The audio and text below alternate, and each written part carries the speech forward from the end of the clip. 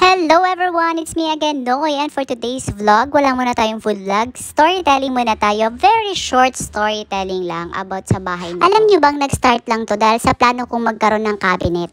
Pero napunta sa room extension. At sabi ko, 200,000 lang ang budget ko. Sabi ni mama at papa, akin na pagkakasyahin namin. Ganon. Tapos yun na nga, scam nga ang 200,000 dahil hindi man lang siya umabot ng kisame. Dahil ganun na kamahal ang mga materyales at ang labor ngayon. So kung ako sa inyo guys, kung meron kayong uumpisahan, now na. Kasi pamahal na ang mga materyales ngayon. So to make the story short nga, na-inspire ako kina mama at papa. Kasi bakit sila? Hindi naman ganun kataas ang sahod nila. Pero napatapos niya kaming pag-aralin na dalawang magkapatid. Napatayo niya yung 3-story house namin at yung luma na bahay namin. Halos sila din ang nagmagasto dito sa bahay namin.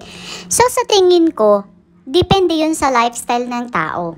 Dahil sina mama at papa, hindi naman sila nag-Starbucks, hindi naman sila nag-weekend getaway, hindi sila bumibili ng mga mamahaling sapatos, bag at damit.